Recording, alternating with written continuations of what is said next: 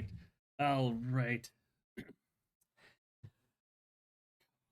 A nerd in front of my own show. I'll tell you what now. Hello and welcome to the Kino Korner, where we talk about the very best in movies, news, and trailers from a certain point of view. It is just me today. Today is going to be a very light episode. Just a year in review. Want to talk about some of them. Just a quick little synopsis and what kind of movies were the given out this year, or just aired in theaters or on Netflix, streaming, etc. Talk about some of my personal favorites and maybe a little hype for what's to come next year. Very light, nothing major, nothing too out of the ordinary, I suppose you'd say. Yeah, no guest today. Might do a guest next time. We'll see. Depends on the topic, because the wheel shall return at the end of everything. Yes. Excuse me. Pardon me, I have enchiladas I'm eating as I record this, and as you see this on Twitch. And yes, without further ado, let us go for start with our normal preamble, the movie news. Yes, yes, there's some light movie news, but let's might as well start with this. And I use this picture because that's kind of what my face was when I saw this. Disney wants to do a live action Gaston movie that is only a movie because they didn't want to do a full series. Uh, I, I didn't know there was enough depth to Gaston to warrant either, but here we are. I can't. I'm not exactly a fan of a lot of Disney's decisions as far as what movies are being made and what's getting a sequel, what's getting a live action. So I'm confused, but ultimately, this is just another thing. I guess this is meant to be in the same vein as you'd have like Cruella or Maleficent. But again, like there's other villains in the Disney library that I feel are more interesting. Just two off the top of my head, Jafar and Ursula, but like Gaston was always kind of one note to me. Like he served a very specific purpose about just the frailty of toxic masculinity and these old timey values, and just how much and just like how like, everyone like lauded him as a hero, and just how much of a selfish coward he really was. Like all of that came through with Beauty and the Beast. I just maybe I'm missing something, but I just don't see a further need to delve too deep into this. Like, but hey, like just like with everything, maybe I'm missing something. Maybe they're gonna drop a trailer for the Gaston movie and it's gonna blow me away. Historically, I doubt it, but it's we'll see. We'll see. Time will tell. Next piece of news. Ah, yes. There has been a casting for Brainiac in the next Superman movie, which doubles with the news that there is Brainiac confirmed in the next James Gunn Superman movie. The actor in question, his name is Lars Ettinger. I wouldn't say he's an unknown. He is known, but only he's a German actor. He is known across the seas. He's not just some big Hollywood worldwide. That name, this has to be a double-edged sword to it, because on the positive end, this tells me that James Gunn and everyone doing this, they are caring more about who fits the role, or rather their interpretation of the role, as opposed to who is the biggest name in Hollywood. I am very much for this, uh, but I guess the downside of that is like it's ultimately gonna be like, who is this guy? Like it's the reason certain big names are casted in certain characters is because it's a big character. I would say Brainiac is one of those characters that you gotta have somebody recognizable, or at least that some people know. Like like it did with like think about the casting for the recent Superman movie. It's everyone is known for from something. Like there's like some like a familiarity in the casting. They weren't like AAA like top tier actors, but they were known. And this guy is just a lot of people were just like who? But yeah. So it's a real what his performance is going to be is really up in the air, especially because again, he is a German actor. He is very foreign, and it there is so much gray area and how good or a bad or how amazing this performance could be. So I can't speculate on how good this guy will do as Brainiac, and there's no looking the part either because okay, look at Brainiac. There's going to be makeup. There's going to be makeup. There's going to be effects applied. Like the he's not going to look like himself. They can make Brainiac look like whatever they want for Brainiac. So you don't have to make him look like anybody. You just have to make him act a certain way and just not be, I guess, an overweight dude because Brainiac is always for an optimum performance. So a generally lean build, I guess, but he's also very machine. I don't know. It's a hard character. Like yeah, I want to know more about like what this guy does. I guess have a some experience on what this can do as far as his acting chops, but I do think the biggest story coming out of this is the confirmation that Brainiac will be in the Superman Man of Tomorrow, which also that confirms the name. It's Superman Man of Tomorrow, which is I will see with Supergirl, but so far with Creature Commandos and Superman, James Gunn's on a good roll with the current DC universe. I I think he could do a lot of great things with it. I suppose time will tell. Yeah, this is one I want to keep an eye on because yeah, I like the last movie. This is a very raise the eyebrow kind of. Oh, I want to hope this guy's good, but yeah. Yeah, that's real big news. Actual Superman villain, not some made up trash or Lex Luthor again. Eh.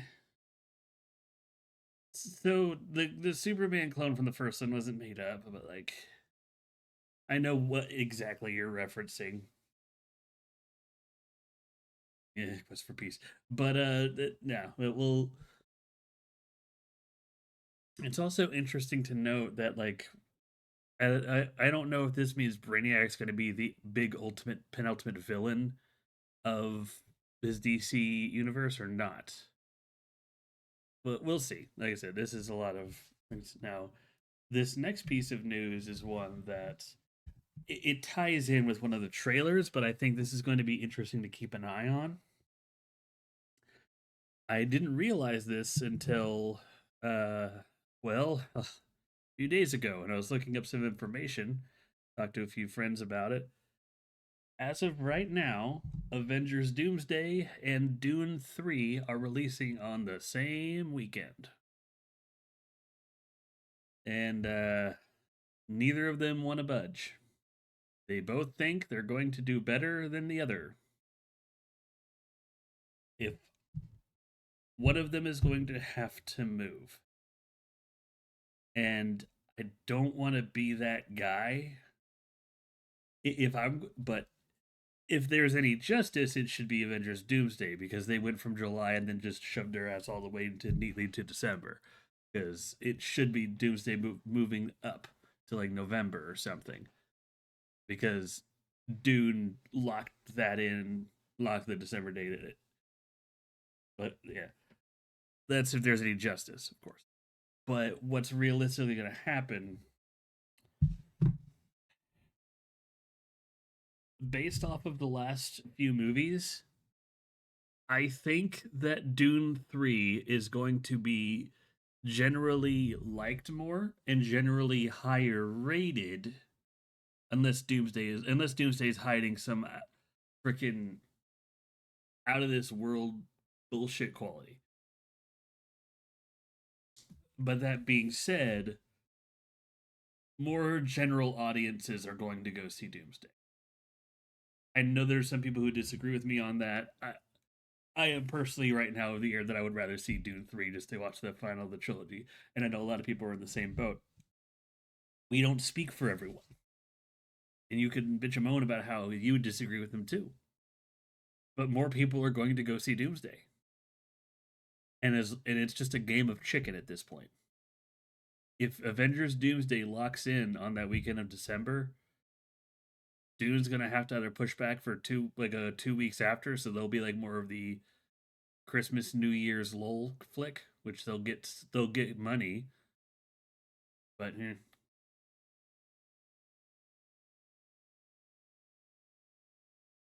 yeah, someone's gonna have to move. I don't think it's gonna be Marvel though either, because supposedly Brand New Day is gonna release in June, July, or something like that, which is God so wild to think about. There's a this next we've had little with Marvel this year, and it's been nice. But next year is it's going to be two whole Marvel movies, and they're ones that people are gonna flock to see. Like, this isn't an inequality. Like, these could be awful, but people are gonna go see it because they're gonna want to. The pop culture demands it. Like they're ingrained. Dune 3 is just it's Dune 3. This isn't a knock on its quality.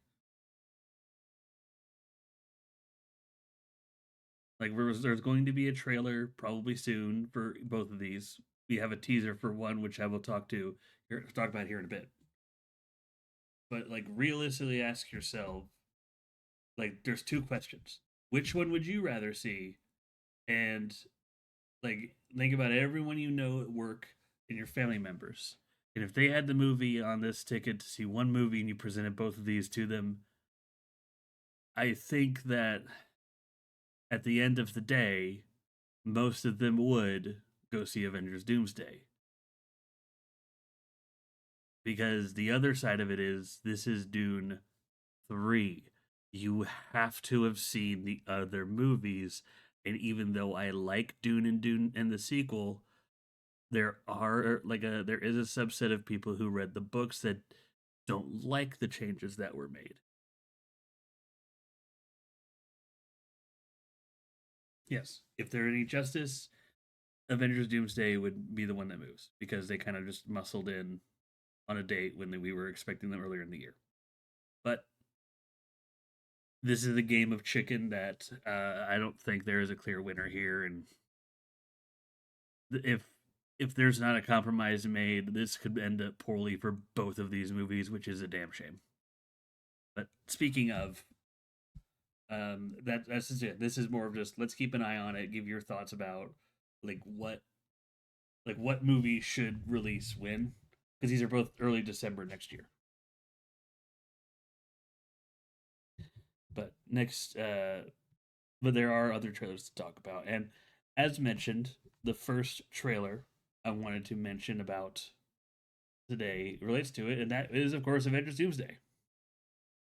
And this is going to be a very short discussion because I'm not going to talk about most of the things that are in it beyond what you see here in the little picture above me if you're watching, which is just a picture of Chris Evans. There's other things and other little Easter eggs confirming what he may or may not be doing, and other things that may or may not be happening. But the, I love this teaser because all it is confirmed is just like there's so many bullshit little conspiracy theories about just like who's going to be in Avengers Doomsday, who's going to be in Avengers Secret War, this character's going to return, that character's going to return, they're going to put millions and millions and billions of dollars. Oh my god! And at that point, it's just like, yes, okay, this guy's returning. Shut up about it. So, yeah, Chris Evans is returning. That's what the teaser said to me. Is just Disney just rolling their eyes, going, "Yes, okay, Chris Evans is returning." Ooh, who cares? No, like okay, no, this is hype though. Like we all kind of saw it coming. We all figured this would be the case, and having this confirmation is big. Like, when are we going to get a full on trailer for this? I'm, I'm thinking the Super Bowl. If I'm being perfectly honest, like I think we're gonna get a Super Bowl like a short teaser trailer that would put it like end of January, early February, and then yeah, you know what? Yeah, I like that. Yeah, during the Super Bowl, there's going to be two Marvel things: a teaser, another teaser for Avengers Doomsday, maybe showing off in a return of another character, and a full trailer for Spider-Man: Brand New Day. That's my prediction on what's going to come. Let me confirm. Yeah, July 31st. Brand New Day is July 31st. So we're fast approaching the point in which we're what is the trailers for this? Like we're and there has been news about one. I didn't add it to the list, but we have like other actors slotted into Spider-Man Brand New Day as other characters, but they're very vague characters, and that's going to be my ultimate stance on that. Is like, let's wait for a trailer. It's just everything else seems more appropriate to talk about. So yeah, this teaser is short. It's like a minute long. There is some pretty just what is stuff in it, but I'm not going to spoil what that surprise is. It's worth a watch, and let your mind speculate as it will, because it's going to. Like, this is very much Disney reacting to fans speculating about just who's going to be in it, who's going to be in it, and they're just like, all right, you got this right. Now let's stir the pot.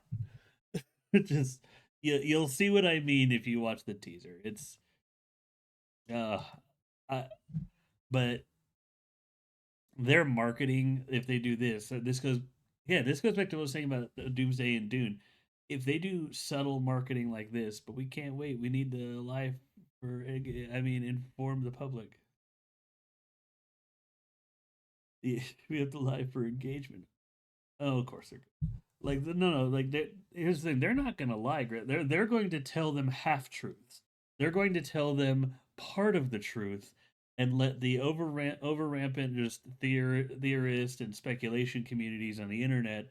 They're going to let the internet. They're going to let the internet. That's what this teaser is. They're just like, you were right on this front. Here's another little thread you can follow, and everyone's just like, oh, like, I mean, if you've seen channels like New Rock Stars after this, you saw that they were just like, what does it mean? What is this teaser? What's going on? What's going to be in it? Captain America is do going to do drugs or something. I don't fucking know. I don't know what the theories are at this point. I'm just like, I want to watch it because I want to. I'm I'm Marvel. I'm not superheroed out, but I think I'm almost Marveled out. I'm not gonna lie. I've said it multiple times, and I'm gonna keep saying it. Marvel should have ended with Endgame, and it needs to end with Secret War. So I better watch these two movies this year, seeing just like, okay, they're actually wrapping up the story. They're actually like leading into a big final wrap up of every all the bullshit they've been doing. Like, I want to go in. I want to get, or no, I want to walk out of Avengers Doomsday thinking, all right, that was great. And now, and they've set all the pieces in place. I can't wait to wrap this whole thing up. This is going to be awesome. That's what I want to feel like at the end of this year after seeing both these, knowing that the pieces are in place. I don't want more lead ins to other bullshit that I don't want to watch. Like, you know, the only things that they should be teasing as like Spider-Man should be teasing Doomsday, and Doomsday should be teasing Secret War. That's it. We have Vision Quest coming out, I think, next year as well. But like that's basically the end of a series trilogy of just WandaVision and Agatha all along, and all that's going to tie into is just how these people are going to connect to the rare story, and just they can just show up. That's it. You don't need to go too deep into it. You know what I mean? So you, I don't even know what other movies there are aside from those. God, uh, oh yeah, no, rant over. I won't go to. I guess move on to the next little bit of a trailer here, and yes, complete different, just a 180 as far as tone. The movie is brought to my attention called Killer Whale, and there's two things I have to about it that just one is if I had a nickel for every time there was a movie about a man eating killer whale that had just very grounded human themes and very just ethereal orchestral music as its entire score, I'd have two nickels, which isn't a lot, but it's weird that it happened twice. The other thing is this movie is The Shallows. It's just The Shallows. It's not even it's just The Shallows, but with a killer whale and two girls instead of one. And part of me doesn't get it because like they're surrounded by rocks and the beach and they're on a floaty. They're not on like a little dinghy that can't move. They're on a floaty, and and then you're saying like, oh well, the killer whales is trying to like keeps moving the floaty, and just like I guess there's a line in the trailer that bugs me, just like it still thinks it's trapped. How? They're really gonna have to explain that because like they're in a cove. If it's completely walled in, how did it get to the cove? Because this is like a Shamu style like Sea World killer whale that just was pissed off, so they had to let it go out in the wild or whatever the fuck it was. There's it's taking aspects from other movies that could be better, or there's like The Shallows, which was very good, and just other aspects of it, like Orca. And one thing, and they're just kind of it feels like they're just going through the motions. From the trailer, that's what it feels like to me. They're just taking this killer animal genre and they're just kind of going through the motions with a budget.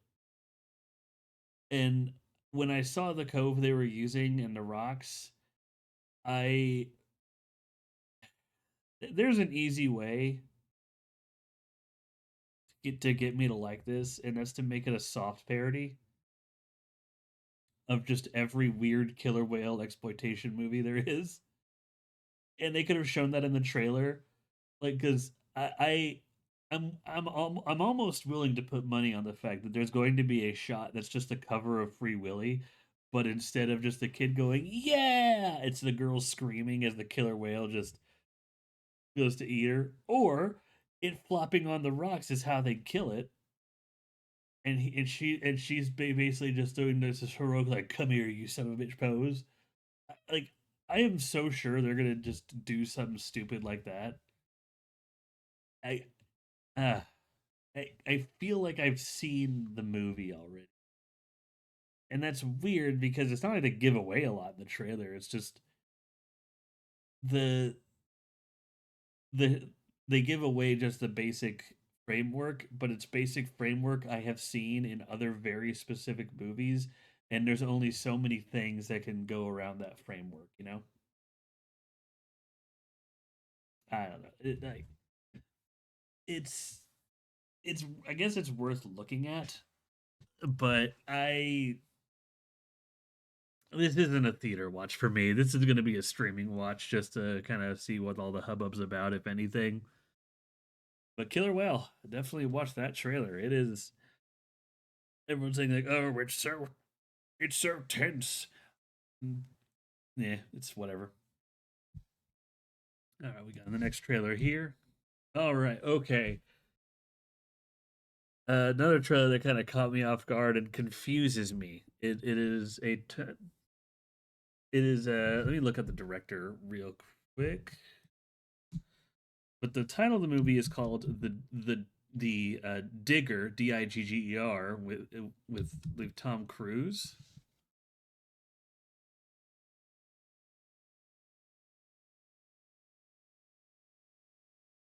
Yes. Yeah, with Tom Cruise.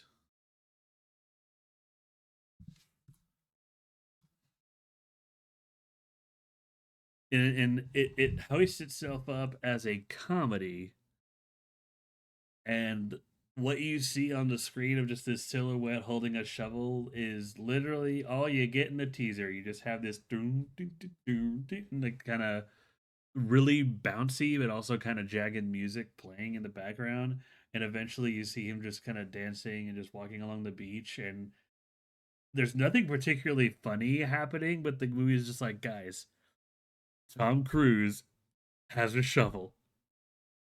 It's going to be off the wall. I don't I don't know what to do with this information. Like, you can't just tell me a movie's a comedy and expect me to just believe you. I guess is what I'm trying to say. Like, it's like the absurdity of the imagery is enough for a chuckle, I guess, but that doesn't necessarily make it a comedy. And if the entire movie is just that, then it's not a very good fucking movie. So I guess the teaser made me curious for a full like story trailer of the movie, which mission accomplished, I suppose. But comedy question mark? We'll have to see like if this truly is a comedy movie. I don't know. I don't know. Tom Cruise has a shovel. Apparently that's freaking comedy gold in 2026. But no. Next ah, oh, the big trailer. Uh a happier one. Well, not a happy trailer, but one that made me happy. The Odyssey. I liked this trailer because I got hard confirmation that they were dealing with the Cyclops and soft confirmation that they were dealing with the sirens and harpies and stuff on the shore, and even undead. And that tells me that yes, the mythological element is going to be very present in, not going to be a grounded, I gotta find my dad story. This is going to be the story of Odysseus. This is going to be the Odyssey. That makes me very happy. It makes me want to give this movie an honest shot. Apparently, there is a subset of people that don't like the trailer because the armor looks goofy and isn't historically accurate. And to those people, I say, oh, I'm sorry. I forgot the historical accuracy when Alexander the Great fought the Cyclops. The fuck you mean? It's a fiction. Who gives a shit if the armor is stylized? The, fuck off with that. Ugh, like, no, this looks good. This does look like it's going to have a darker tone than previous movies, because when I think of like the Odyssey and these style of movies, I do think back to like the 50s and 60s, early 70s movies like Jason and the Argonauts, Clash of the Titans, movies like that. And that's the tone I don't know if that's necessarily the tone I wanted, but that's the kind of content I wanted for a movie like this. I wanted to watch an adventure like about this he's going through all this stuff. And the one thing this trailer makes clear, this is not going to be the happy adventure. This is going to be true to the book, the Odyssey. But it's going to, there's moments where you're going to be just in awe of the landscape and just just engrossed in just the what is happening and just how dire everything is, and just how Odysseus is reacting to it, as opposed to just the wonder of just look at how big the Cyclops is. It seems like that's going to be part of it, but it's not going to be the main part of it. Like these kind of movies are a balancing act, but based off of the trailer, it's like they might be nailing it. Time will tell, but like, don't know. This trailer looks good. If you're willing to not be like that small subset of haters, is just I just realized this movie is a fiction, then Yeah, no, this trailer is like you're gonna have a good time. Yeah, Odyssey looks great. It made me very, very happy. And now we bring up to new and recent. We are schmoovin' today. We are schmoovin' today. It's going to be a very quick episode. Like I said, there wasn't the reason I don't have any guests is honestly because of this. There wasn't a lot to talk about. I'm just going to be talking about some of my favorite movies throughout the year, but we be schmoovin' today. You're still mad about that group? You're still mad about people blaming the trailer Griffin? It's okay. You can be mad about it. But yeah,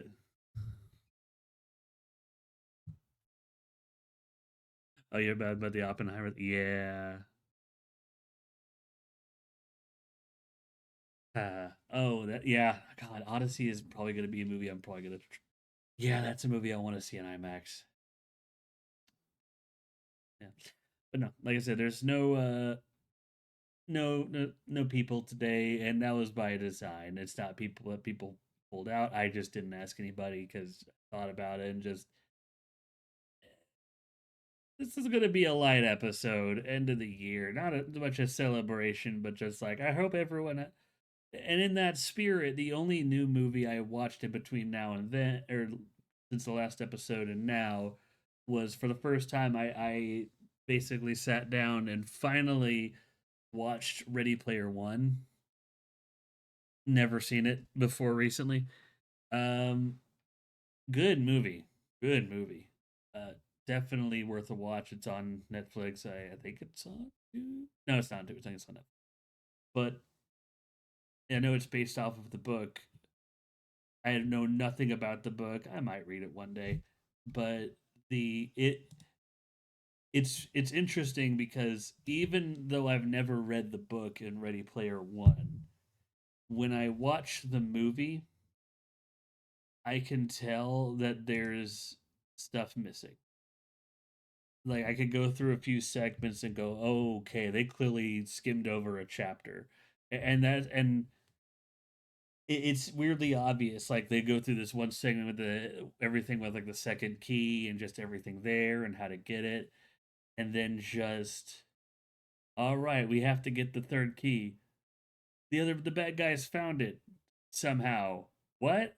Like there's like a gap in time that you feel that a book would probably win had more time to explore like other side characters and show like the process of finding it because that was the whole point of these riddles and everything is to kind of show the divide between like how much this like IOI didn't like really care for this guy and just how little they actually knew about the creator of this world and how much these kids actually know just by simply playing the game.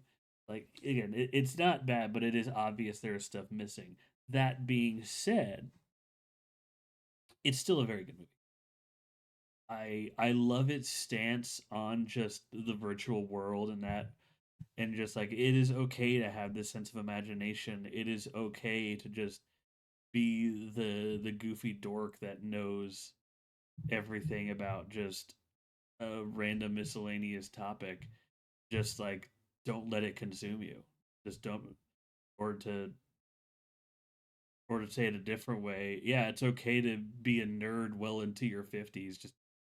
Don't lose yourself in the game. Don't remember to touch grass from time and time again, or else the world will pass you by.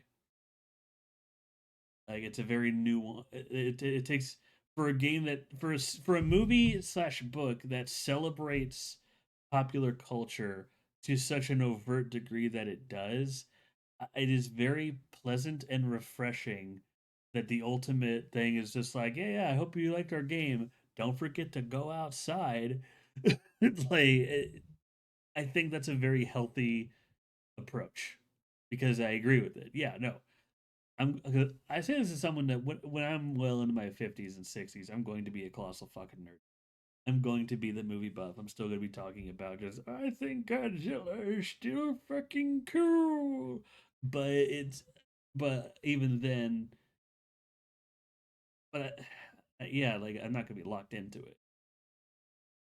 Ready to go outside, player. Right? Yeah. It's a very good, and I suppose the other thing I should mention is just the the IPs that were in the movie, like what was used and everything. Like, and there's a lot of surprising ones, like The Shining and Chucky, and there's certain ones they couldn't get. Like, there's a whole story between the Mecha Godzilla design they got, and I I don't like the Mecha Godzilla in Ready Player One. I say this as someone who likes the one in the MonsterVerse, but the one in Ready Player One is way too busy. There's too much moving, but it it's the same reason a lot, like there's people that don't like the Michael Bay Transformer designs. Like, there's too much going on. That's how I feel about the Mechagodzilla design in Ready Player One. Like, there's too much going on. There's not enough like empty space to help compromise that, so you're able to like take it all in before you take in the silhouette. I think while it's not my favorite, the MonsterVerse has that little balance that the Ready Player One design doesn't have. But everything, and it's also jarring because everything else is just not even an adaptive version of it.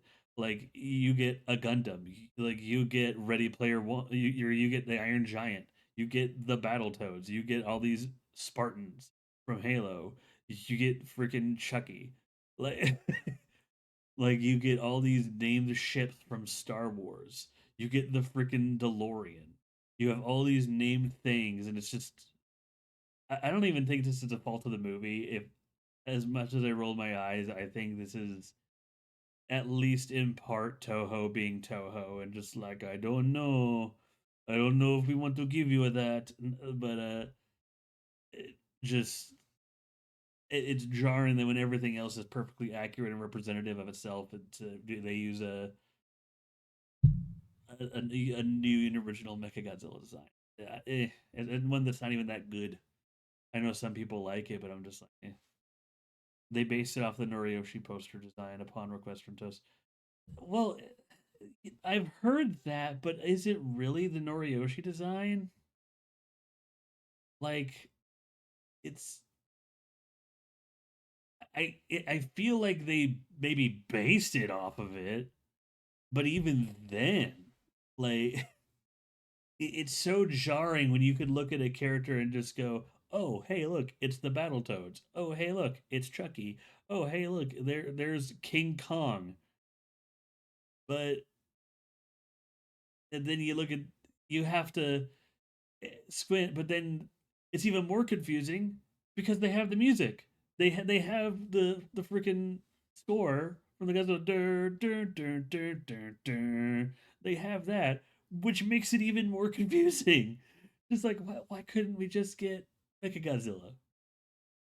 I don't know. It is an ultimately meaningless pet peeve. I'm just like, it is a nitpick. I'm just in an otherwise good movie. Um, it's definitely worth a watch. Uh, Definitely, again, it's on Netflix. That's gonna be the thing. Like, everything I'm talking about is worth a watch. But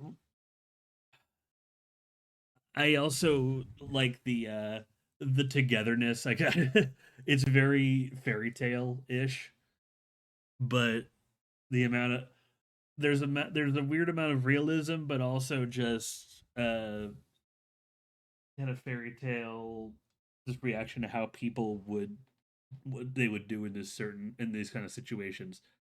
Like, at one point, like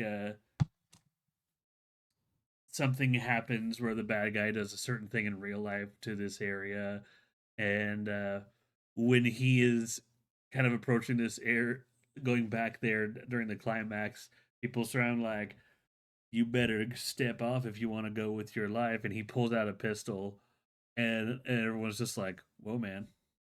But they outnumber him like 100 to 1, and he doesn't even have a big. He literally has like a.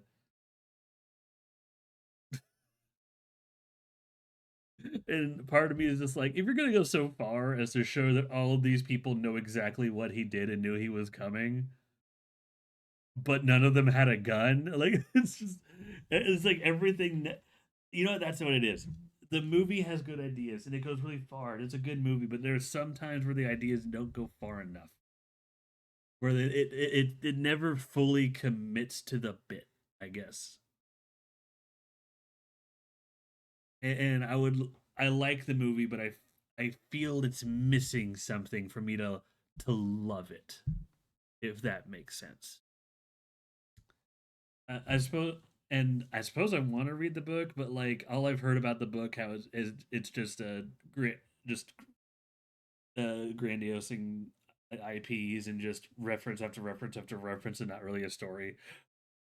That's the vibe I'm getting, and multiple people have said that, and and that's weird to me because I watched this movie and like there's a story, and if that's a unique story and that's not in the book, I'm just,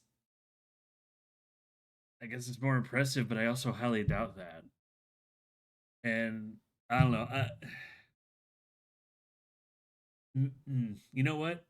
If you watch Ready Player One and all you get out of it is like, oh, the IPs are cool, I guess, you weren't paying attention to the story. You weren't paying attention to the story, and you basically missed the messaging. And then there's nothing I could say to get you to enjoy it. But we'll see. That's the one thing I watched that was new to me this year. It's, yeah, could just be an oversimplification of an opinion, maybe. Like, it's just like when that oversimplification comes out multiple times, it, I don't know, it creates a weird distortion of what people actually the think of it. But we'll see. But I guess that brings us to our main topic of the day. 2025. Time flew.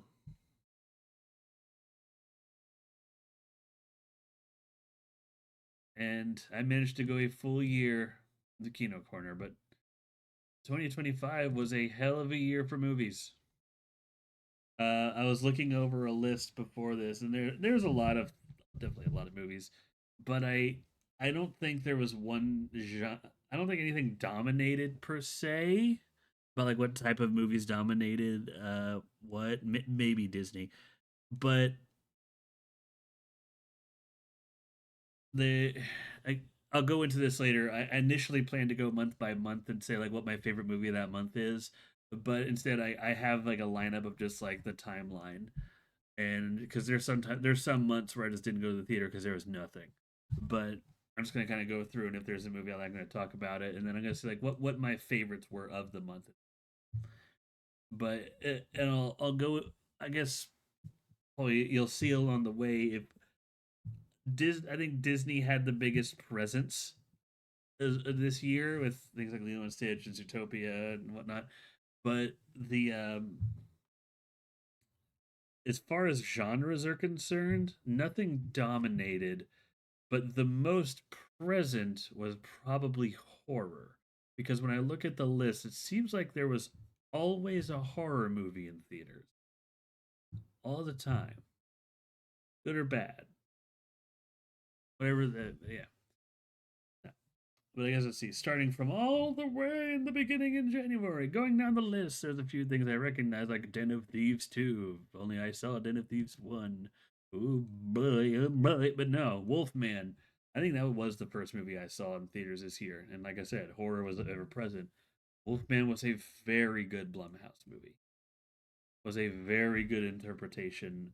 It is a new interpretation of the Wolfman story, and I don't think this is meant to be something that. And as of yet, there's no plans to expand upon it. Good, but the Wolfman is its own story, its own thing, and it sticks the landing. It does exactly what it was trying to do, and I wish more movies did that. Wolfman, like, it was a very experimental film, and also it had Julia Garner, who, if there's an actor that's being present throughout the year as just kind of showing their chops, it's Julia Garner. Because she went from just like not really anywhere to just like, I'm in everything now. At least all the big stuff, not everything. You know what I mean? Hmm. Yeah. First thing I see, I've had a hard time trying to find Wolfman on Blu ray. I'm probably going to have to order it. Yes, definitely. Now going through everything else, like a few things came out either on stream again. Like I have a list here of just things that came out either on movies specifically that came out either on streaming or in theaters. The only other thing I recognize there's two movies I recognize that came out in the first quarter of the year that I didn't see. One is this that kids movie Dogman. I only recognize it because for a while it was everywhere. Like they were trying to make it the new Minions, and it's just books that are always ever present. When you work at the school district for a while, you start to see shit. But the other is a movie called Companion that apparently was a high-rated horror movie that everyone forgot about, but I didn't see either. Don't hate me.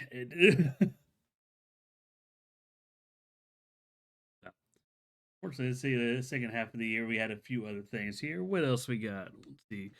Which are Captain America: Brave New World. There were Marvel movies that came out this year. I am a fool. It was a light year for Marvel. I think that's why it seemed like a light year for Marvel because we had this, and we had Thunderbolts, which we'll talk about later. But this year in Marvel, I suppose is probably very divisive. I'm just gonna be honest. I liked Brave New World. I don't think it's the best Captain America movie. Um, I think it might be. I don't want to say it's the worst. It's like if it is, it's off of technicality because there's not really a bad Captain America movie. Like that's another reason why like they knew they had to bring in Chris Evans because the Captain America movies are just consistently good, even without Chris Evans. Like I'm sorry, like I watched Captain America: Brave New World. I think the biggest problem with it had to do with the weird bullshit at the very end and how they designed the villain. There was nothing wrong with Anthony Mackie's portrayal. I don't think there's anything particularly wrong with the action in that movie. It was perfectly fine. Yeah, I don't have anything massive to say, anything super important to say about Captain America: Brave New World, but here's another one. February, talk about good horror. We had the greatest Stephen King comedy, the greatest Stephen King cartoon ever with The Monkey. Oh my god. I will always refer to this now as the greatest Stephen King cartoon ever made. And if you've seen it, you know exactly why. The monkey, like I call the monkey that. It is just so off the fucking wall. That's about where I'm at. The world may only be a complaint was the redesign of the leader, like the character, not a huge fan of the look. Yeah, yeah. Like I said, there's faults, but yeah, now the monkey is I don't want to last too much long on the monkey because like that's a movie that just makes me smile. And if I just start talking about it, I am gonna go off on just weird tangents about weird shit.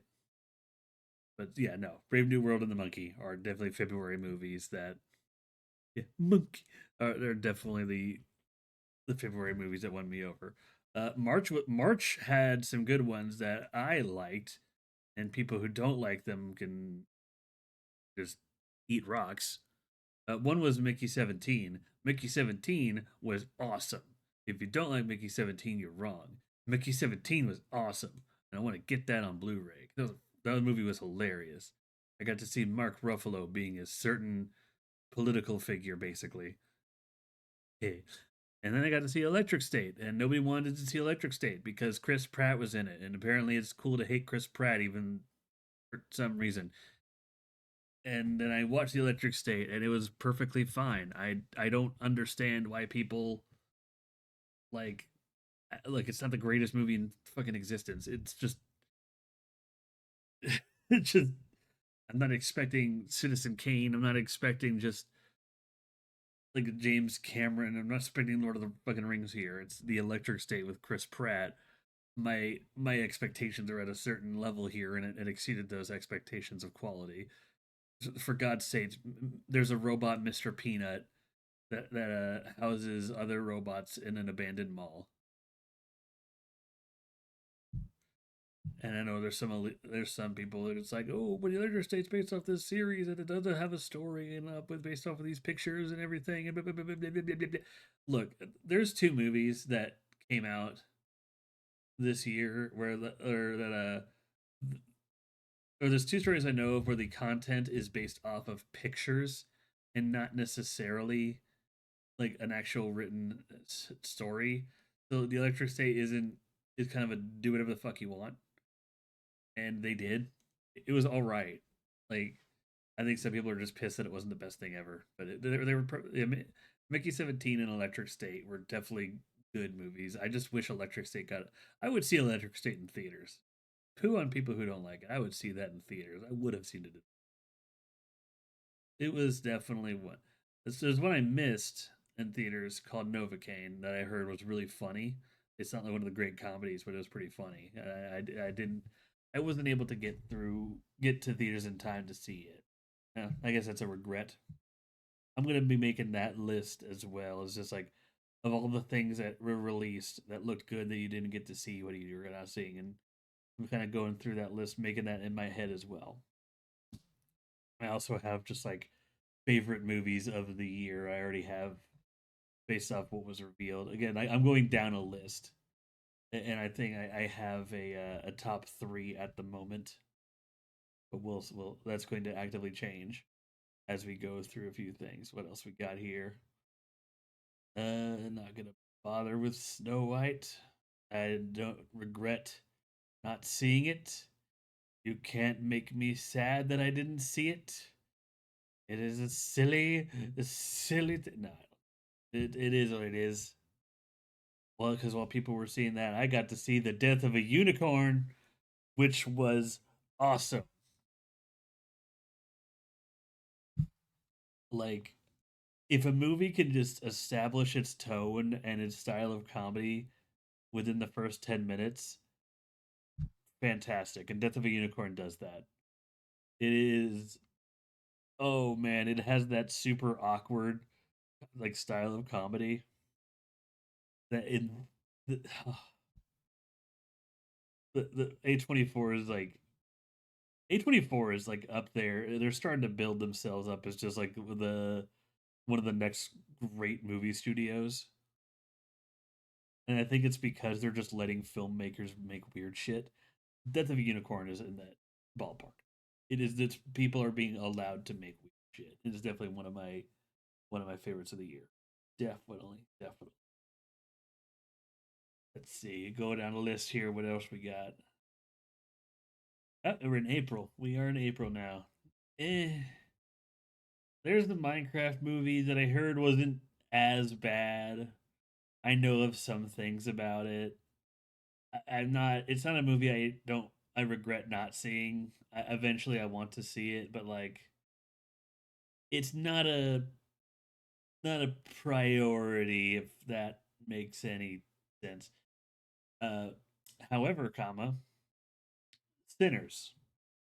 Sinners, I heard was very, very, very good, and I didn't get to see it in theater, and I wanted to see it in theater, and I still want to see it, even though I can't see it in theaters, and it makes me the big sad. Dang it, Griffin! Why didn't you take me to go see it in theaters? No. Why didn't you? No, I'm kidding.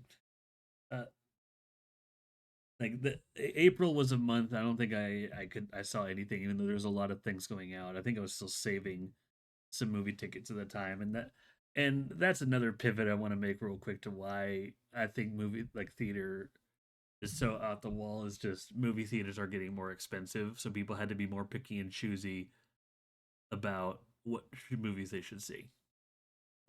So that's also why I brought up the Avengers Doomsday versus Dune. Is movies are expensive; they're not going to see both. The amount of people that are going to see both is, but um, but yeah, Sinners is definitely on my. I regret not seeing in theaters. Do I? Is that more? Hmm, that is. Yeah, yeah, no, I think I regret it a little more than Novocaine. Yeah, a little more than Novocaine. Yeah, these, these 17. Sorry, I'm like making a list in the background.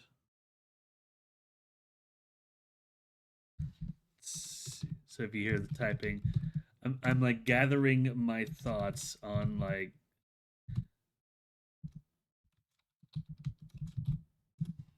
which movies I think were the best of the year as and which is the movie I regret not seeing the most. I'm gonna have like a top. I'm gonna go through everything I know of and try to have like a top five. And like this just has. All right, let's see. Yeah, here. That's all of those. There's nothing else really in April. May. Well, I think there was something going on in May. What we got here? I'm not seeing anything. I swear. Clown in a cornfield. That was an experience. I I am very happy I saw a clown in a cornfield. I oh, is that my favorite movie of the year? No, maybe. But we also had that month Lilo and Stitch. I'm which has now inspired me to make my least favorite movie of the year. Which right now, based off of what I did see, eh, I've made my thoughts on the live action Lilo and Stitch pretty apparent. I There's some changes I can forgive. There's some directions that I can get behind or at least ignore. I can work with it. But there's some things they do that completely miss the point of the main story. There's always like one thing they do right, and from my perspective, there's always this, and I hate this is a consistent thing. That there's always like one good thing these Disney live action remakes do better than the original, and they'll do that one tiniest thing better in exchange for everything else being just the same or worse. And then that just makes me think, well, what was the point of making it? That's very much how I feel about Lilo and Stitch. It's just, what was the point of this movie? But what was the app? What actually was the point of sitting down and me watching the live action remake of Lilo? That's yeah. Ooh, Predator, Killer of Killers. Now we're going right back up. Start of the next month. Predator, Killer of Killers. God, that's a good movie. Oh, Predator had a good year. And I know what I'm going to think about later. Predator had a good year. Predator had a really good year.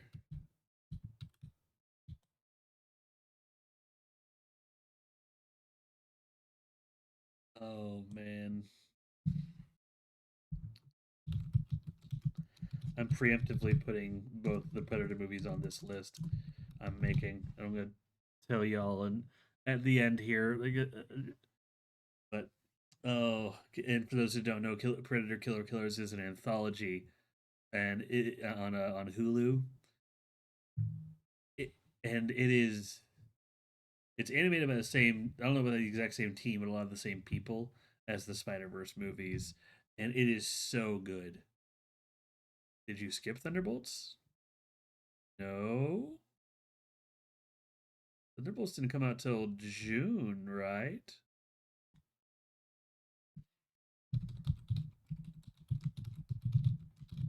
Because I'm going in release May. Wait, what?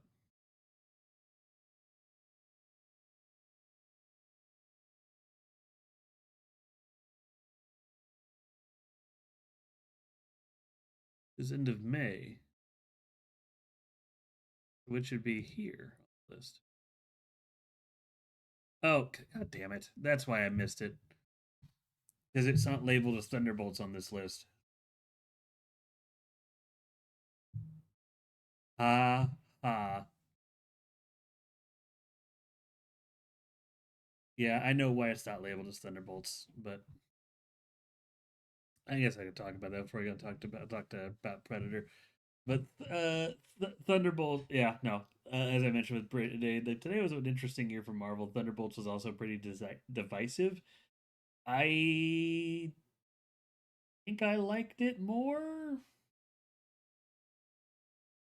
Yeah, I think I liked it more than okay. It wasn't my favorite Marvel movie that released this year. Talk about that later. But it was a very good one. Let's just say there's certain outcomes I wish were different. I don't want to go too heavy in the spoiler territory. Also, I'm looking at this list now. Like, what do I? No, no, that right now that's my top five. But put that there. Yeah, okay. I, like I said, it's not showing up as Thunderbolts on this list because, haha, spoilers.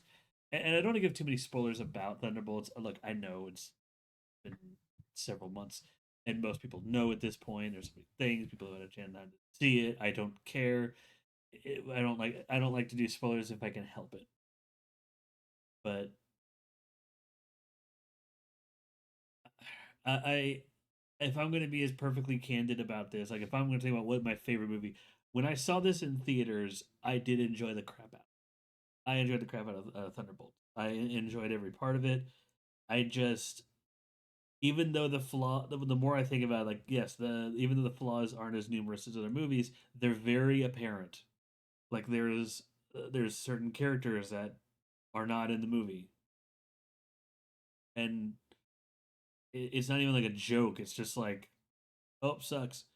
And the certain outcome about certain characters that just don't get their comeuppance. Certain characters go a certain way that makes little sense and makes earlier uh, developments with them earlier in the series kind of, well, what was the point of that then? It's kind of, I don't know. It it's a good movie. I just wish everything with let's with the new with the new guy, or what's his name of the thing, Bob. If everything with Bob is kind of handled a little bit better as far as a functional story. But again, I don't want this to come across as I hated the movie because I like the movie. I think it has a very good allegory for certain facets of illness. It just didn't quite. I, I, I judge it not only as to how it makes me feel. I judge it as how it's constructed as a film. I try to judge both of those things, and it makes me like the movie makes me happy. The movie listens to the emotions it's meant to. There's good action in it, but I feel it could have been as a movie constructed a lot better. It is definitely not the best Marvel movie this year. I think it's better than a lot of the stuff they've done recently, but that bar has been low. Um, but yeah, back to on track. So yeah, Predator Killer Killers is an anthology um, over on Hulu about basically the different Yautja, which are the alien predator species, at different time frames on Earth, getting all these people. And it's like, how does a samurai fight off a predator? How do Vikings fight off the predator? How does a World War II fighter pilot? Like it's just these unique scenarios, and that's why you go see them. But they wrap up the stories, like they intertwine them together in an interesting way, and then this the reveal at the end of just where the Predator franchise is going, and just how it's going to wrap up with everything is awesome. Like whoever is in charge of that is doing the Lord's work right now. Let's see, we got here apparently. Yes, live action How to Train Your Dragon. I do regret not seeing it, but not that much because I've heard it was all right, but like then it just people just kind of stopped talking about it. And that tells me a lot. That tells me that like it just kind of it was par for the course. It fell into the same. It tells me that it fell into the same trap as every other live action remake, that they just did the same thing again. So the best it could be is good, and there hasn't been enough time between it. I will say it's worth a watch. I want to watch it. Like it's just, and I've heard that people say it's good. It's just after they've said it's good, no one's really said anything about it.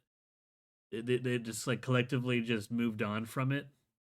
Like it's not offensive enough to cause an outrage, but it's not like so different and elevated above the original to make a case for it. It's just, oh, it's How to Train Your Dragon again. Like I feel like that's where my bar is. It's just I'm going to it's going to have a lot of the same beats as the first How to Train Your Dragon. It's going to be at least close to it in quality. Like that's where the bar is, and I feel it's going to pretty much meet that. And but that's also why I didn't see it in theaters.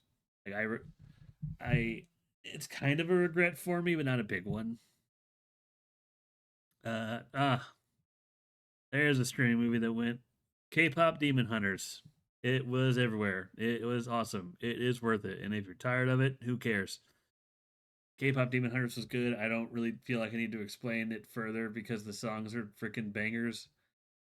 I yeah, I'm not gonna dwell on this one too much. Just it was freaking awesome. Netflix week. All right. Jurassic World Rebirth. It was all right. No, it was good. It was good. Like I have a soft spot for the Jurassic World movies. I know a lot of people will just see them as like a dumb dinosaur movies, and whenever they say that, I'm just like, well, yeah, it's because they are. Like I don't know like what people are expecting here. Like not every movie is this high form of high art, but they did a bit with Jurassic World Rebirth. Like specifically the people involved, they're not stupid. Like they go to this island, the family, they see like, hey, the we those other people mentioned that they were going to this base. Let's follow these lines and stay together. They're obviously going to be whatever place they're talking about, which is not the stupidest thing to do. Like these people aren't morons. Like they are doing what they can with what little knowledge they have. Like you're not dealing with super geniuses here, but like there's some level of competency, and except for when they fed a random dino and stuffed it in their bag. But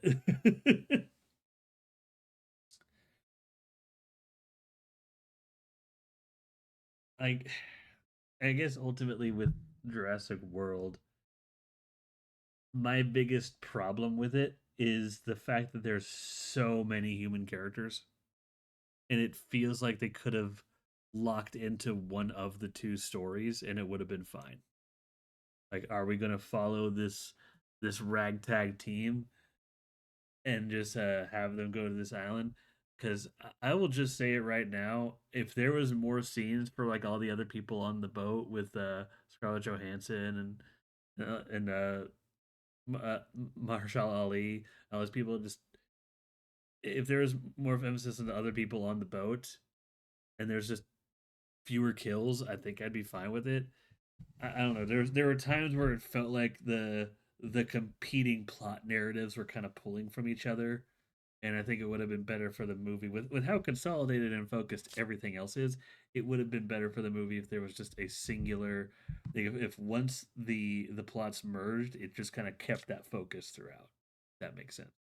No, it's a good movie. I don't think there's a bad. It's definitely not the worst Jurassic Park movie, but even then, again, I like Jurassic Park 3, and I like freaking Fallen Kingdom, but it's just like when I see they're like the worst. It's more like they're the least good. They're not bad, and I feel the exact same way for this one. It's like it's better than some of the other ones I saw. It's not bad. I don't I don't know what else you have to say about it, but oh, there's two other very oh boy, two other movies that came out in July that definitely caused a stir that are worth talking about. One is Superman.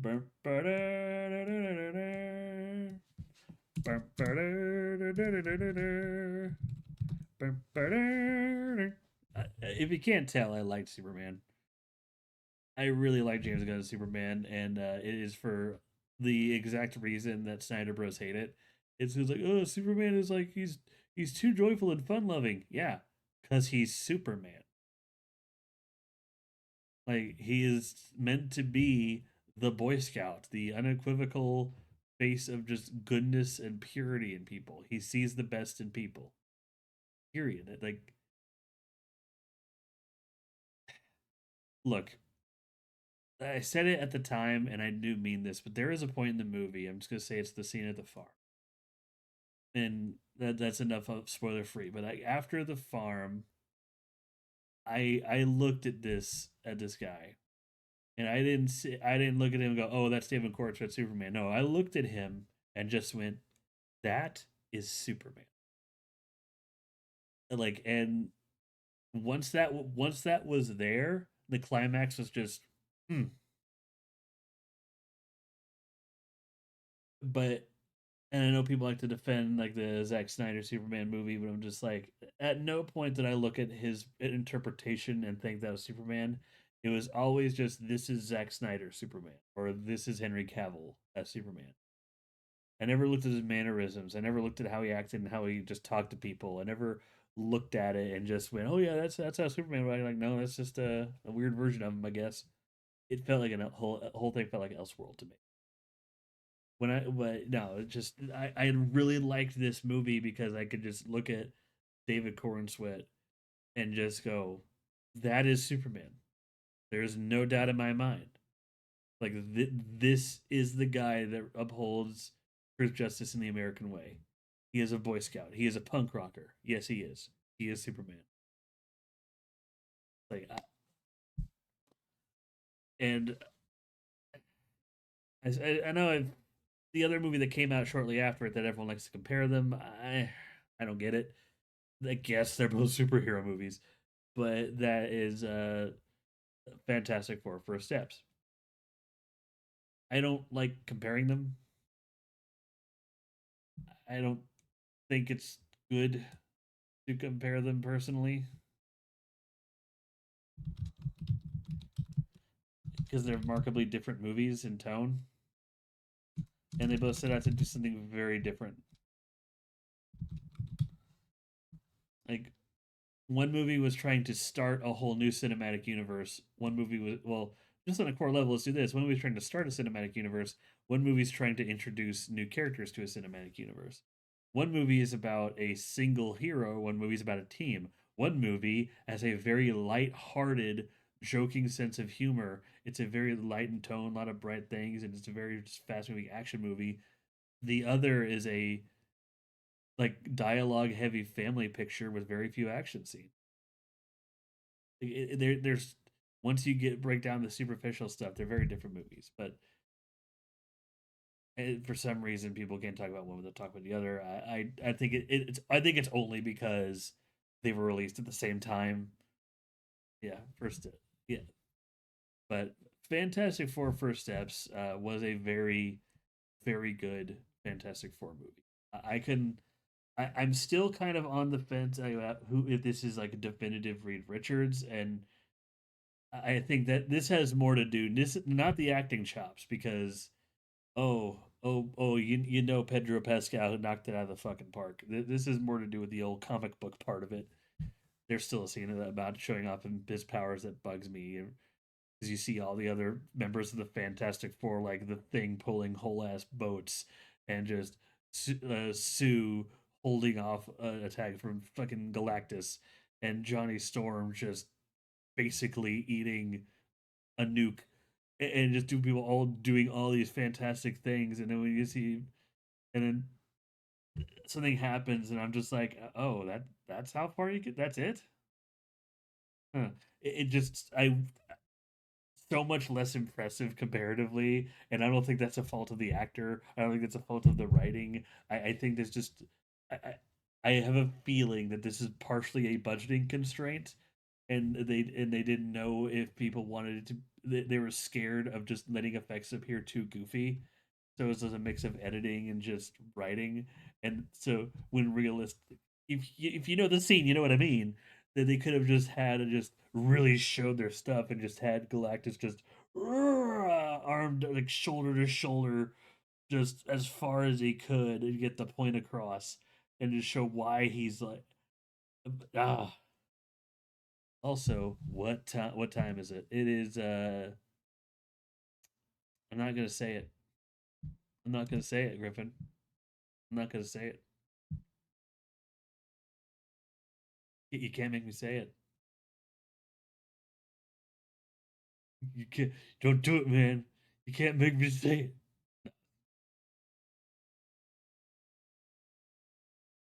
All right, fine. It's clobbering time. Are you happy now? Are you are you happy now? No. Like, but truth be told, though, like the bar before. No, I won't make you watch the new World of Worlds movie. I wasn't even going to talk about it. I heard it was bad, but the bar of the Fantastic Four movies before it were kind of. It's weird to think that before the one Fantastic Four movie that everyone was just like, I guess this is the definitive, was that early 2000s one with the. Yeah, those movies weren't the best. They weren't the worst. But this movie, I I I know he doesn't like always have that accent, but I could look at this guy, look at his mannerisms, look at how he acts with it, and to me, this is just like this is the definitive the thing. Like this is like the best that they could have done. Same thing with Johnny Storm. Oh my God, they show Johnny Storm love. They they give him. I'm gonna call it the Terry McGinnis treatment, where like everyone. I think when dealing with comic book characters, if there is a character that's a super genius, and you have other characters near them, they are and people see it in very black and white, where they're just either also a genius or they're the lovable moron. And it's just like a weird predisposition people have. And I say they gave him the Terry McGinnis treatment because other people started to like recognize with the yeah Terry McGinnis isn't as smart as Bruce Wayne. Sorry, but that doesn't mean he's a moron. And I'm so thankful that this movie addressed that. Look, Johnny Storm can't keep up with Reed Richards' quantum physics. Who the fuck can? Not many people. But he's not an idiot. They gave him something to do, something that's like believable. Like that showed it that took days of him just like of just a puzzle he wanted to solve to prove himself. And he did it. Like ah,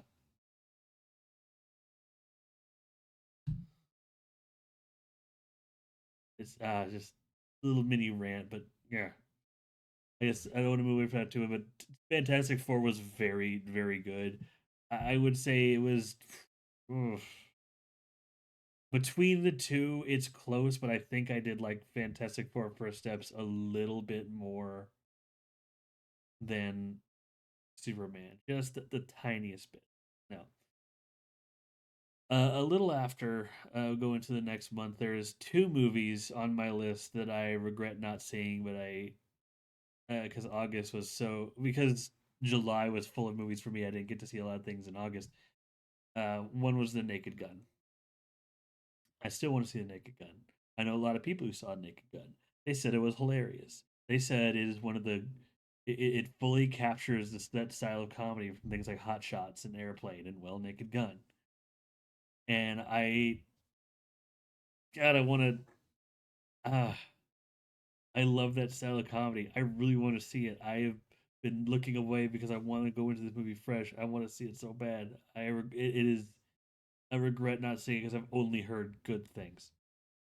And then later on, there was another movie that I regret not seeing for a different reason called Weapons that I also heard was good. That Apparently, it got so good it's going to get a sequel, much to the chagrin of some of the people I know, but because they said it was just kind of a good standalone story. I don't know. It just looked interesting, and but a bunch of kids Naruto running away at another house, and apparently they blamed the teacher.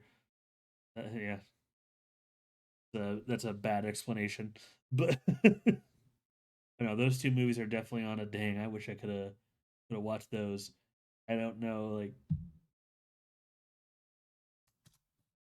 I don't know if I want to do like full like top three list of movies that I regret not seeing.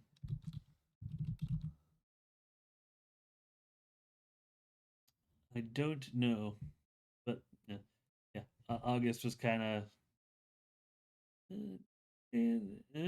yeah. I'm looking through August. There's a few things that came out in August, but nothing else that necessarily. Hold on a second. Weapons here. Oh yeah, Red Sonja did come out. It just kind of like petered out. I don't regret not seeing it. It just looked interesting at the time when I talked about it, so I won't really add it to my list of things that I just needed to see. Oh, Avenger, but I could also see that very easily.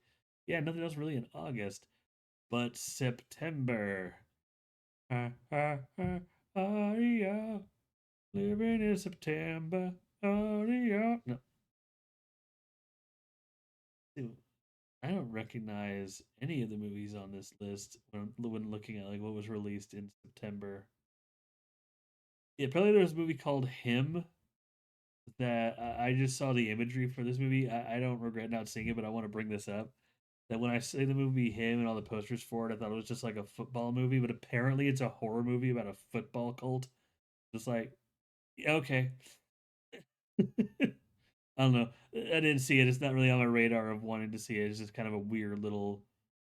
Well, that's odd. Anyway, yeah, nothing really.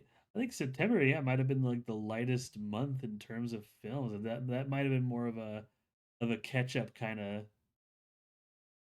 of month. More that I'm looking at things here. Oh, The Long Walk that came out. Oh yeah, I've heard that was all right. Adaptation of a Stephen King book where people basically had to keep walking until they start to drop dead. Last one standing wins. Yeah, I don't know what else to say about that. But everybody, now we're at October through December, and there's a lot of things coming out in October through December. Some of which, not a lot of which I've seen. Like Good Boy. I've heard Good Boy was pretty damn good. Pretty damn good. We had Tron Ares. I heard was not that, which sucks. I was talking with a coworker about it, and like apparently the entire soundtrack for Tron Ares is Nine Inch Nails, and I had an idea with my coworker, and he was like, "Damn, they should have done that." Where apparently one of the big themes of the movie is just like the digital world and the real world crossing, and I know why they couldn't have Daft Punk. I get it, but I think it would have been cool if maybe like for all the action in the real world, you had Nine Inch Nails. For all the action in the digital world, you had some other electronic style music, and then for like the big final action scene in the world's merging, you had some remix of Nine Inch Nails doing like whatever artist you got for the other thing, and just one big collaborative. Just hmm, that would have been a really cool way to tie in the music to what you're saying. Oh yeah, the Smashing Machine, where the where Dwayne Johnson has hair. I'm sorry. I know that it's a big important it's an important biopic, but like I'm not an MMA guy. I have a barely passing interest in wrestling. So when I see Smashing Machine, that's just to me it's just like, "Oh, the one where the Rock has hair." Neat. If you want to see it, good for you. It just wasn't on my radar or something that I regret not seeing. It's not something I particularly went out of my way to see, if that makes sense. But no. Oh, oh, now that's a movie. Frankenstein. Oh yeah, the Guillermo del Toro Frankenstein. That was a movie. Oh man. Uh you, you you know how there's like a definitive version of each, like you have Bram Stoker's Dracula. To a lot of people is like the definitive film adaptation of Dracula. I think this to me is the definitive film adaptation of Frankenstein, the Guillermo del Toro one, because it's just kind of got everything, man. It's so good.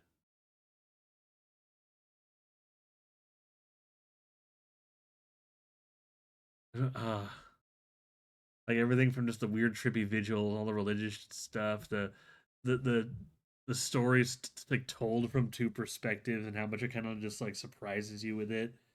Oh, the fact that they had enough foresight to remember that Victor wasn't a he may or may not be the villain. It's up for debate, but he's not a good guy. And just it was so good. It was so freaking good. What movies actually? Hold on. What movies released on or like either on or before Halloween? Frankenstein was wonderful. It was. I'm like slowly formulating a top five list of like my top five movies of the year as I go along this list of movies that released. Like yeah. Here we go. It's November. Predator Badlands. Predator frickin' cooked this year. Predator Badlands is good. Poo on everyone who doesn't think so. It's a very small number of people. I don't even think, actually, realistically, I don't even know how many people would actually look at this and like it because it was awesome. It is the best Predator movie since the first one, or rather, since Prey in the first one. Because Prey was also really good, but but yeah, no, it was like if Predator. It had. I love the comedy in it. I just like the subtle where he like goes on the planet and like he sees this little bug and he just like pokes it. It just starts and he throws it away and explodes. And he's just like, oh, neat. And he just kind of makes a mental note of that. Like you could tell the way his like brain is working and just kind of is going through like, what? How can I use this environment? But yeah. Predator is Dan Trachtenberg's franchise now. No, yeah, no. If he's the one, if he's the mastermind behind why Predator is doing so good, then fantastic. He is doing the Lord's work here. Because Predator Badlands was a very good movie. I didn't even mind the comic relief. I've heard there was just like some weird stuff um about like about how the actors feel about filming it and just like it wasn't as fun as you think, yada yada, and I get that, but there was nothing bad happened on set. I don't know, but it was just like there's apparently in interviews the actress who oh gosh, what's her name, um Ellie Elle Fanning, that she liked filming it, but it's not like she wasn't like subject to horrible conditions, but like she's basically on a record saying, yeah, it wasn't exactly fun to film Predator Badlands. And to be fair, considering what role she plays and what she's doing most of the time, you can kind of, yeah, no, I get it. But even with despite that, the effort they put in, it's just like still a good fucking movie.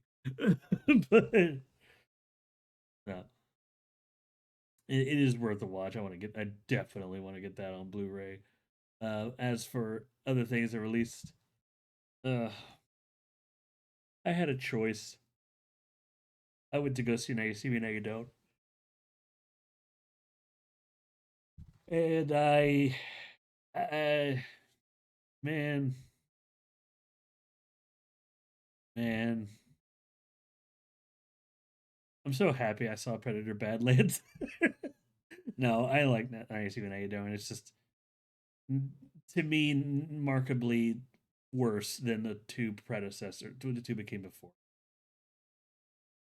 I don't know. I didn't see Running Man. I heard it was average, and so I kind of figured it would be. I don't fully really regret seeing that we got here.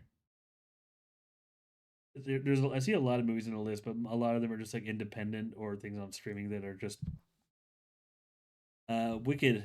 Yep, Wicked for Good came out, blew up everything. There is one scene from Wicked I know about, and only one that makes me go, man, maybe I should watch these two movies. And there's like a scene with the Tin Man explaining like how he got to be made of tin, and I guess it's part of like a song. But I don't think I necessarily like it because it's a scene where he's just like the witch made me like this, and like for once I'm glad I'm heartless. I'll be heartless killing her, and we're just like seeing the Tin Man say that is just like, eh. I mean that's appropriately dark, I guess, but I just that's like the one thing that's just like, well, damn.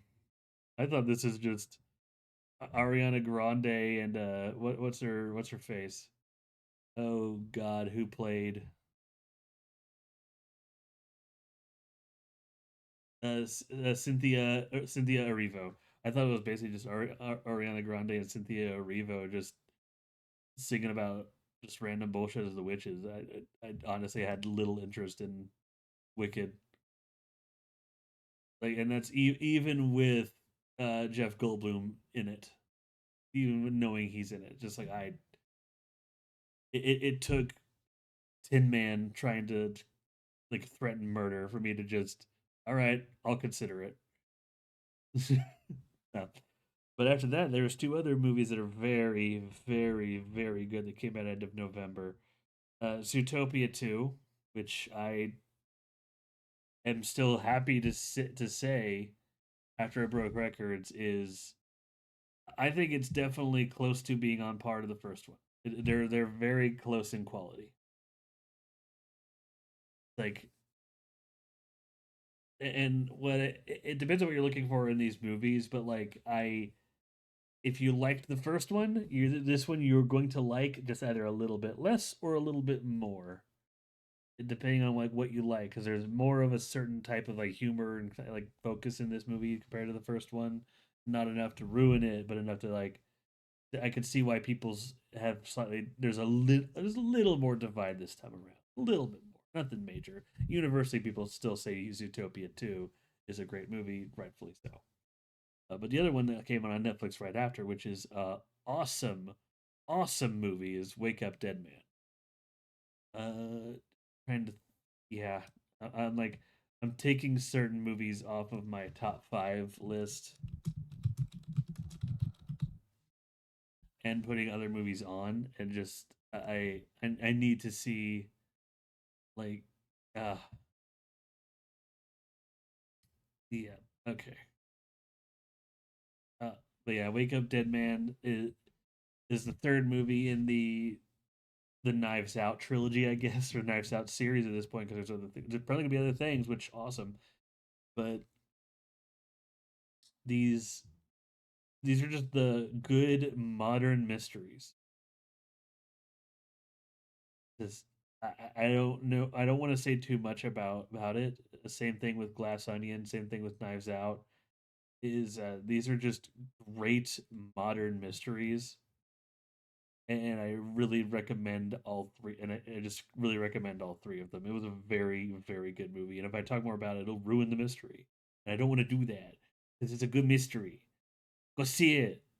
It's on Netflix. All right. Now, December was not a very.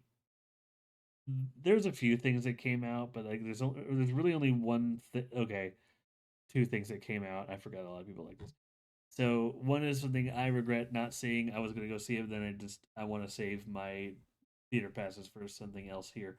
But Five Nights at Freddy's 2, I've heard it's got mixed reception. I kind of regret not seeing it,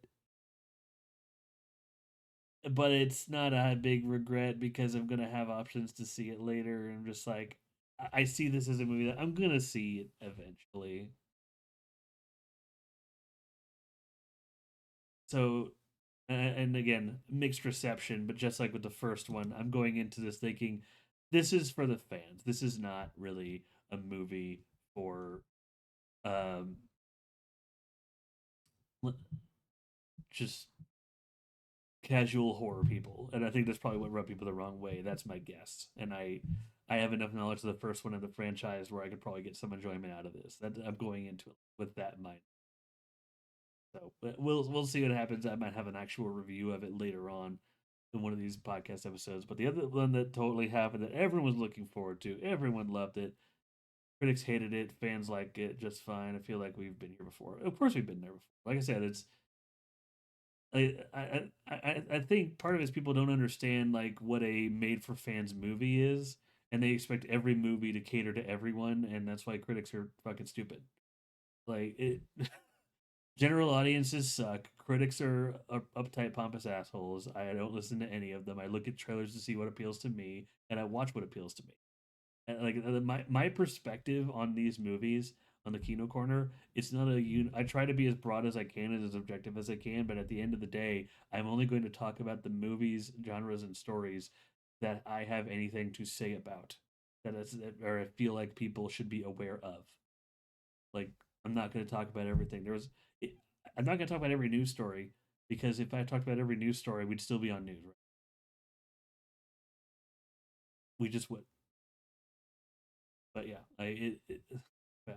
The the other movie that came out in December that nobody liked, no, just is Avatar: Fire and Ash. Critics loved it. A lot of people loved it. I don't know what else to say. I haven't seen Way of Water. It's been too. I can't give. I don't regret not seeing it in theaters because I haven't seen Way of Water, and it's been literal decades since I've seen the first one, and so I want to. There, I don't have any hype for it. So yeah, like I've heard it was very good, and I'm glad it was very good.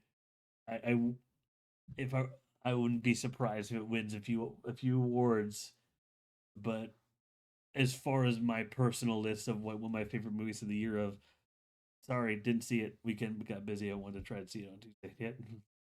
Yeah. But in addition to that, there's two movies that came out on Christmas that have both done very well. One is Marty Supreme, and the other is Anaconda. These are the last movies of the year, effectively, and both of them did all right. They're not breaking box office records, but really they're doing okay. Marty Supreme took over as you'd expect it. It's going for the all the awards, dude. Uh, me and Dr. Jones talked about that a while ago, but Timothy Chalamet is basically just openly just like I want to be the best actor. I want to win all the awards.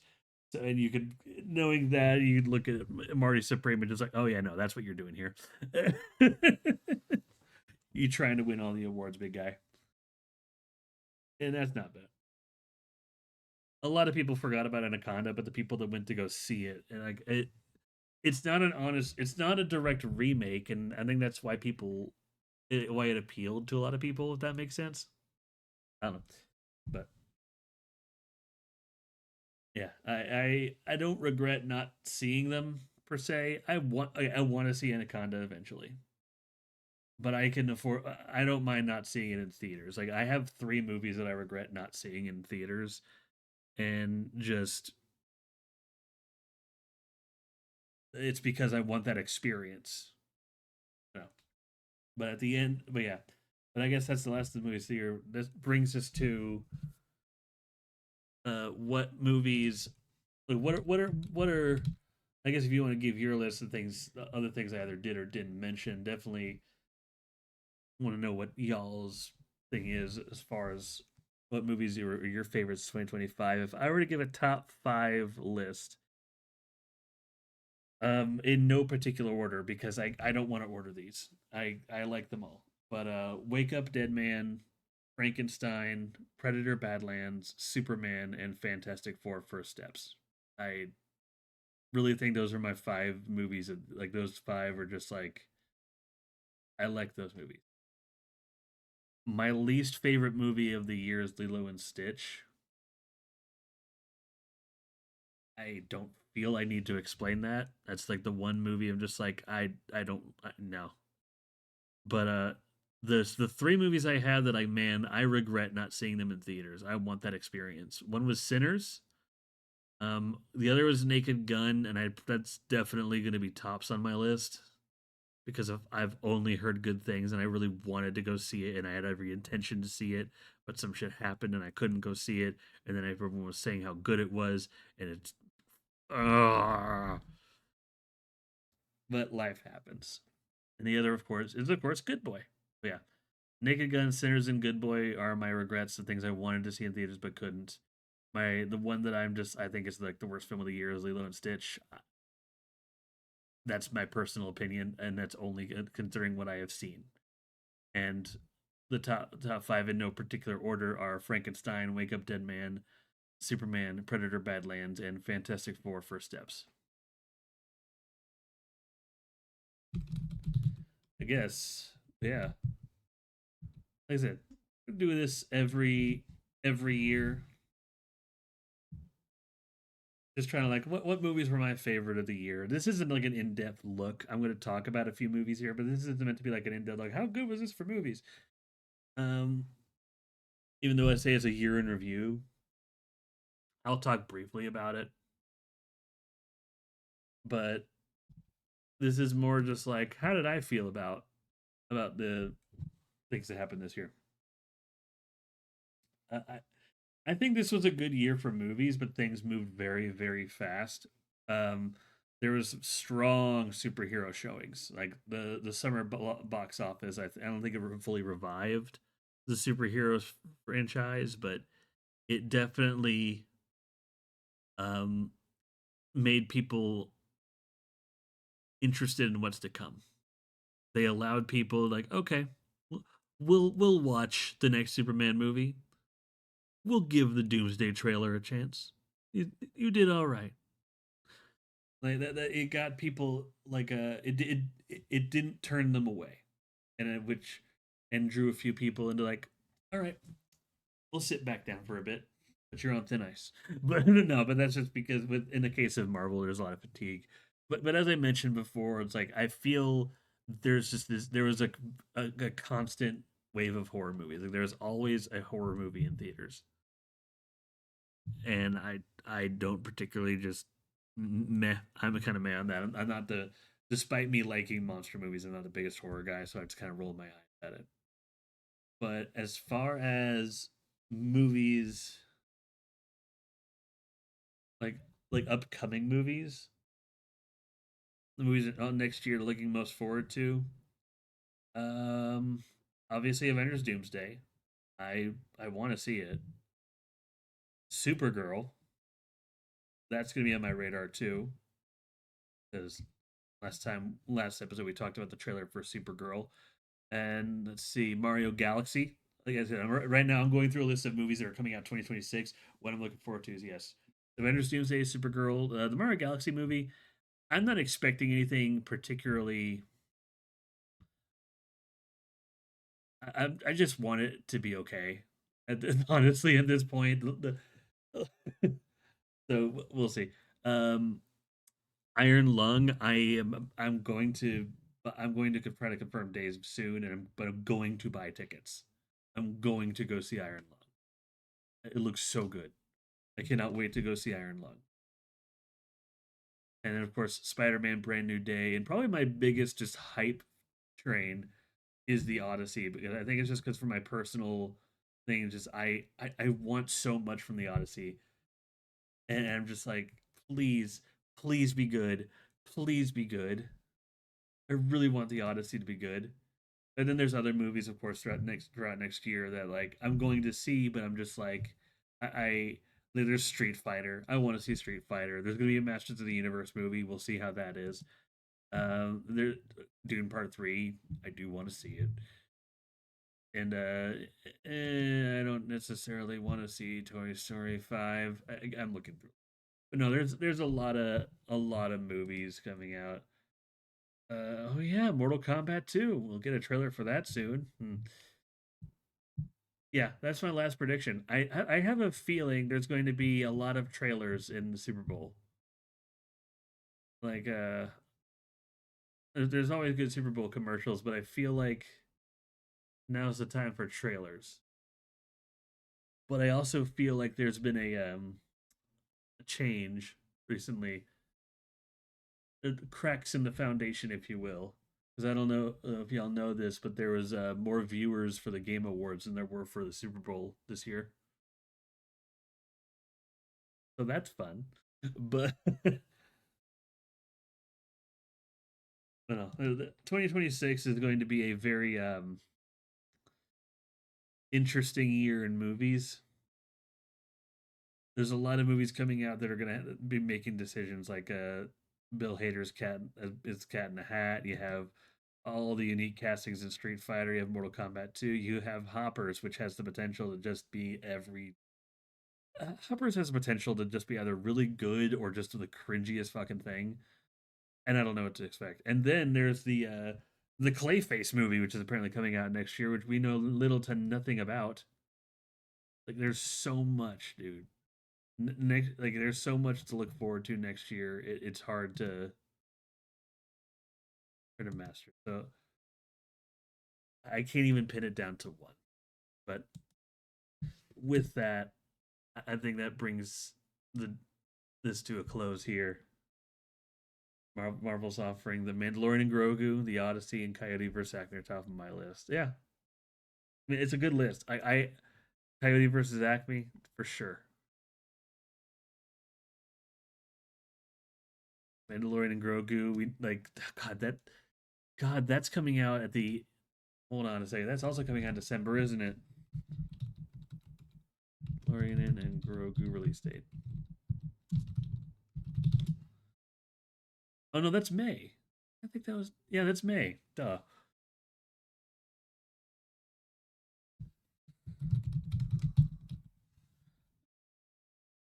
Oh man.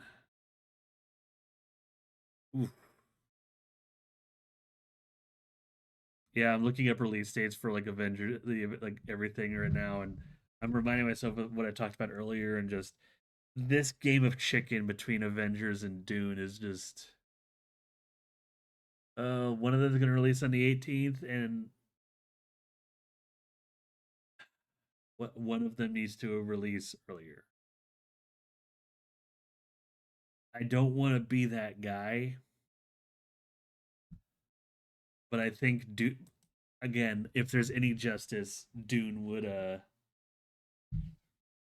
like Dune should not move, and Avengers Doomsday should move its day. But I feel like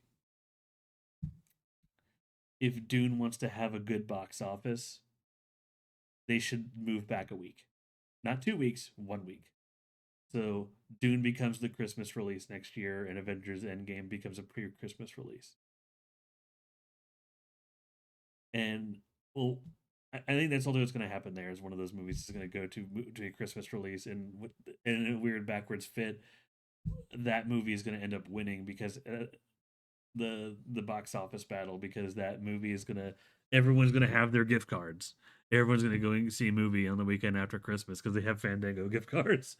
So yeah, it's oh man, it's gonna be fun next year. But uh, that's all to talk about later. I guess the last thing, the last thing on the day is the return of the wheel. It and it's right. It's left. It's right where we left it last time.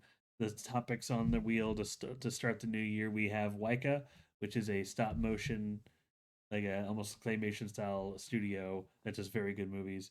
We have an Alien versus Predator tier list. Whew. We have The Mummy with Brendan Fraser. Those three movies specifically in preparation to talk about that. We have We Are the Men in Black. That subject specifically is to talk about the three main men in, like the main trilogy, with like Will Smith, Tommy Lee Jones. I want to talk about that trilogy in detail instead of the fourth one. Like I might mention it in passing, but the intent is the trilogy. Just like the Kung Fu Panda trilogy, solid. The Cloverfield trilogy, fucking weird. And then it's gonna stay on here until I get it. Jaws. And then of course, instead of the guest decides, I decide. So without further ado, let's see what we're gonna do for the new year.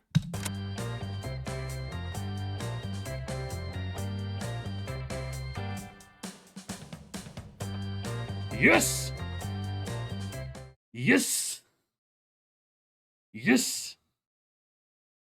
It's not rigged. Not rigged. We talking about Jaws, and it's fitting because it's freaking 80 degrees in Texas right now, and it's winter. It's a sign. It was all a sign. It's a sign. We're gonna talk about Jaws because it's freaking hot outside, and then after we talk about Jaws, it's finally allowed to be cold. That's my justification. That's the logic. That's the logic in my head. That's what we're doing here. Oh my gosh. Oh yes. Oh yes. Ah. So yeah, next time we're gonna start the new year. I would talk. That's a. If it landed on I decide it was I was gonna pick it, but so it's not. But it landed there on its own. It's not rigged. It's not rigged. But yeah, next time we're gonna talk about Jaws. That means the first Jaws movie, Jaws, and the sequel. Probably the main four. The main four. We're gonna talk about Jaws 3D. I have all of them. I'm gonna rewatch all of them.